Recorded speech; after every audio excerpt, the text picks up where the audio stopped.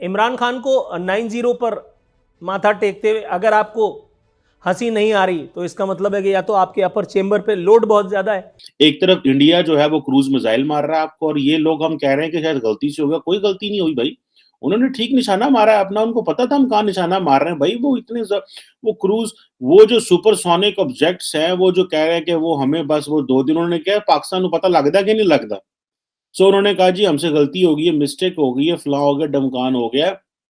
अब जारी बात है ये पाकिस्तान के अंदर एक नई बहस शुरू हो जाएगी। और बहस क्या शुरू होगी कि जनाब आपको असला खरीदना चाहिए, आपको डिफेंस पे पैसा लगाना चाहिए, आपको S-400 मिसाइल सिस्टम खरीदना चाहिए। तो ये जो पाकिस्तान के अंदर एक बहस होगी कि आपको पाकिस्तान के रिसोर्सेज इधर उधर करने पड़ेंगे। देखिए कल को आपको अगर आप पैट्रियट मिसाइल लेते हैं, जो डिफेंस सिस्टम लेते हैं, थार्ड लेते हैं, S-400 लेते हैं, पहले तो कह रहे सानू मिलने ही कोई नहीं। ਅਮਰੀਕਾ ਨੇ ਤੇ ਸਾਨੂੰ ਦੇਣੀ ਕੋਈ ਨਹੀਂ ਨਾ, ਉਹਨੇ ਕਹਿਣਾ ਤੁਸੀਂ, ਅਮਰੀਕਾ ਨੇ ਕਹਿਣਾ ਕਿ ਇਹਨਾਂ ਨੂੰ ਲੋੜ ਹੀ ਕੋਈ नहीं है, ਤੁਹਾਡੇ ਕੋਲ पैसे ही कोई नहीं। IMF ने कहना भाई आपके पास पैसे ही नहीं है। रशियंस ने कहना S-400 लेना, ले आओ पैसे दो, उनके ऊपर जितनी सैंक्शन लग चुकी हैं हम तो उनसे ले भी नहीं सकते। तो बेसिकली तो ये इंडिया ने हमें कंफ्यूज करने के लिए और हमें जो है वो टेंशन में डालने के लिए सारा कुछ किया है। अब जारी बात है ये एक बड़ी बहस शुरू हो जाएगी पाकिस्तान के अंदर। एक बात मैं आपको बता दूं, ये पाकिस्तान के सियासी हलकों में बहस नहीं शुरू होगी, क्योंकि सियासी हलकों का दिफा से कोई ताल्लुक नहीं है। सियासी हलकों का दिफा से कोई ताल्लुक नहीं है। सियासी हलकों का ताल्लुक होता है सिर्फ खाना पीना, सियासत करना, रोटर एंजॉय करो, पुलिस की ठां ठां फू फू एंजॉय करो। उनका ये चीजें तो होती है। वो कोई डायरेक्शन तय करने नहीं आते, वो तो तय करने आते हैं क्योंकि अब डेमोक्रेसी सिस्टम है, जिस सिस्टम के तहत हमने यहाँ पे रहना है और ये गवर्निंग मॉडल है, तो ठीक है इसके नीचे सारे आते हैं। और विल ऑफ द पीपल जो है वो विल ऑफ द पीपल, तभी तो पाकिस्तान में इसकी इज्जत नहीं है। Will of the people, the reason behind is कि हमारे जो सियासतदान है, they do not have that vision, and उस तरह वो चीज नहीं है। आप इंडिया में देखें, इंडिया के अंदर जो हुकूमतें हैं वो किस तरह अपने बाकी इदारों को अपने नीचे रखते हैं। हमारे मुल्क के अंदर इस तरह, ये this is another way around, यहाँ पे अदारे जो हैं वो हुकूमतों को नीचे रखते हैं। ये एक सीधी सी बात है, ये कोई मैं 2+2=4 आपको बता रहा हूँ, ये हकीकत इस तरह। अब आप देखिए कि इंडिया ने आपको एक जो है वो मिसाइल उन्होंने दागा, और उन्होंने क्या सानू पता नहीं लगता, साढ़े को छुट गया। ठीक है, हम कपड़ा शपड़ा मार रहे थे ऊपर, और बीच में से वो निकल गया, बीच में से वो जिसे कहते हैं ना, एक पैक जो निकल गया। ओ बादशाह बंदो, this is not how they work, this is not how the missiles are kept, this is not how such a sensitive technology is kept. They did it obviously deliberately, और उन्होंने डेलिबरेटली किया है जस्ट सो दैट पाकिस्तान जो है उसके अंदर एक बहस शुरू हो, पाकिस्तान के ऊपर डिफेंस पे पैसा लगे, पाकिस्तान जो है वो अपने आप को इंगेज करे मजीद, और पाकिस्तान के अंदर मजीद जो है वो, जिसे कहते हैं ना कि आपने एडवर्सरी को इंगेज करना होता है। अब जारी बात है वो इंगेजमेंट शुरू होगी। ठीक है, इंडिया ने कल क्या किया, उन्होंने राफेल ले लिए, हमने J-10C ले लिए।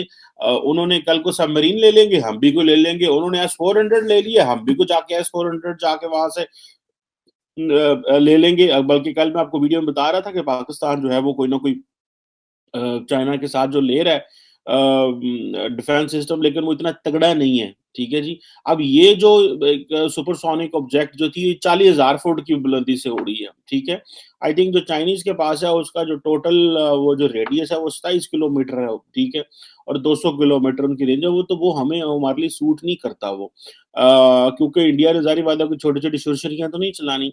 लेकिन इंडिया को इस वक्त सबसे ज्यादा एडवांटेज ये है कि पाकिस्तान के अंदर जितनी मामलात खराब है, और जितनी पॉलिटिकल पोलराइजेशन है, और जितना हम डिफेंस के ऊपर एक दूसरे को गालियां देते हैं। आपको याद है कि जब अभिनंदन का वाकया हुआ था, अभिनंदन ने जो है वो पाकिस्तान में एंटर हुआ और जहाज गिरा उसका, तो उसके बाद ऑपोजिशन ने एक माहौल ऐसा क्रिएट किया। उसने कहा जी कि इमरान खान जो है, बेसिकली तो उसने कहा इमरान खान के वाले से या फॉरेन मिनिस्टर के वाले से बात की, लेकिन इंडियन मीडिया ने कहना शुरू कर दिया जी कि वो जनरल बाजवा की टांगें कामनी शुरू हो गई।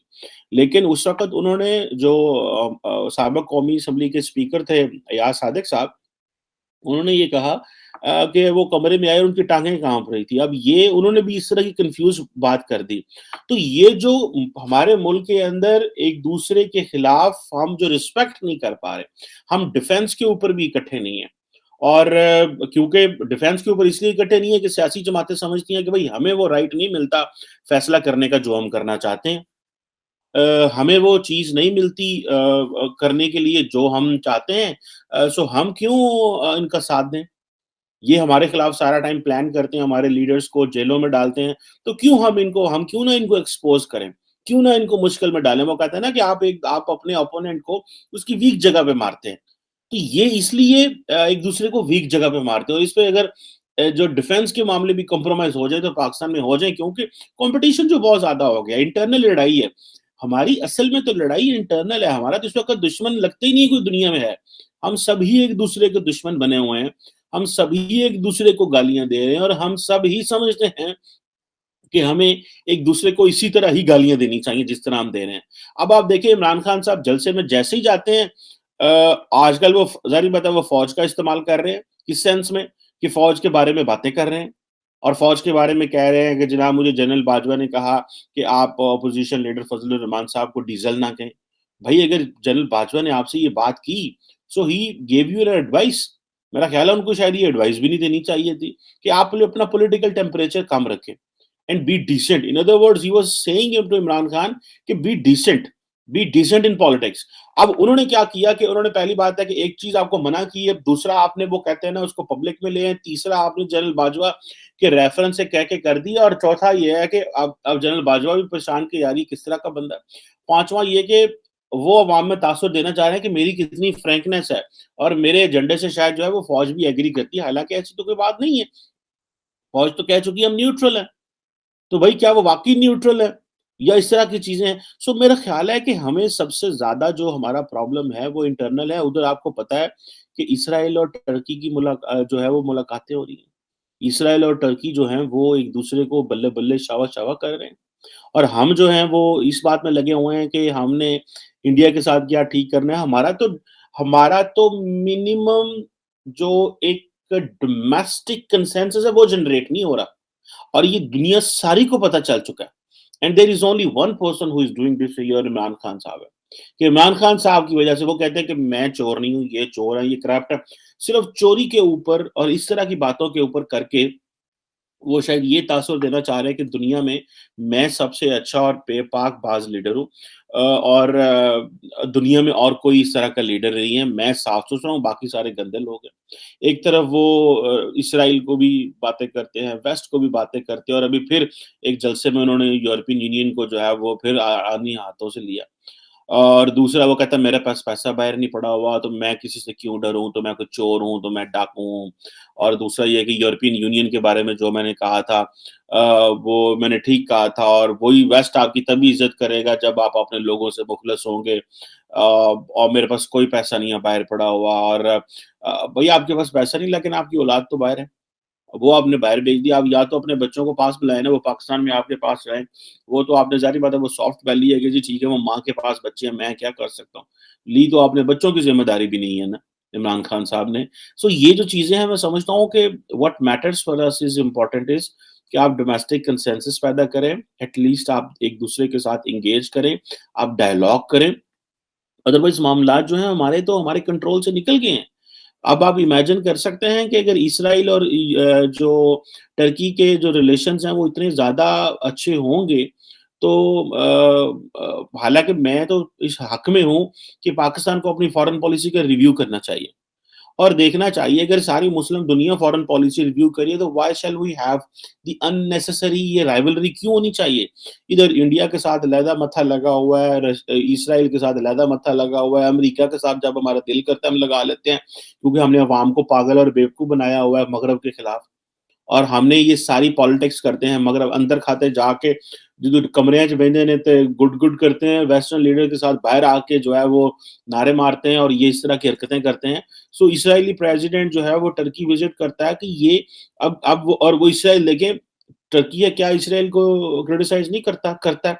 मैं तो कहता हूँ जितना आपके ज़्यादा करीब ताल्लुक होगा उतना आप ज़्यादा अच्छे तरीके से क्रिटिसाइज़ कर सकते हैं। क्या अमेरिका चीन को क्रिटिसाइज़ नहीं करता? ताल्लुक है तो क्रिटिसाइज़ करते हैं ना। हम तो जो एक्सट्रीम पे चले जाते हैं ना, और हमने इतना फॉरेन पॉलिसी डिस्कोर्स रेडिकलाइज़ कर दिया है कि यहाँ पाकिस्तान में जो लीडर ये बात करेगा वो अपनी पॉलिटिकल सुसाइड करेगा। ये टर्की को देखें, वो आज वो किस पोज़ीशन में है कि वो रशिया और यूक्रेन के फॉरेन मिनिस्टर्स को उन्होंने होस्ट किया। और हम यहाँ पे फ़ोन करके ईयू वालों को कह रहे हैं, "ਅਸੀਂ ਤੁਹਾਡੀ मदद कर सकते हैं, ਅਸੀਂ ਤੁਹਾਨੂੰ।" ओ भाई आपकी कौन सुनेगा कि आपको जो है वो मीडिएशन कराने में आपकी कौन सुनेगा? What leverage do you have? जैसे ही हमारी उनसे रशिया ईयू वालों से बात खत्म होनी है, अगर हमें मौका मिलता है डील कराने में, तो नाल ही असां पैसे मांग लेने ने, नाल ही हमने कोई और चीज़ें कर लेनी। So the point is the countries which have a power, which have resources and which can give some time in diplomacy. Imran Khan साहब ये कर सकते हैं, घर में उनके खिलाफ नो कॉन्फिडेंस मोशन है, इतने कमज़ोर बंदे हैं और ईयू काउंसिल के प्रेज़िडेंट को फ़ोन करके कह रहे हैं कि मैं ਤੁਹਾਡੀ मदद करना वा ते सानू पूछो।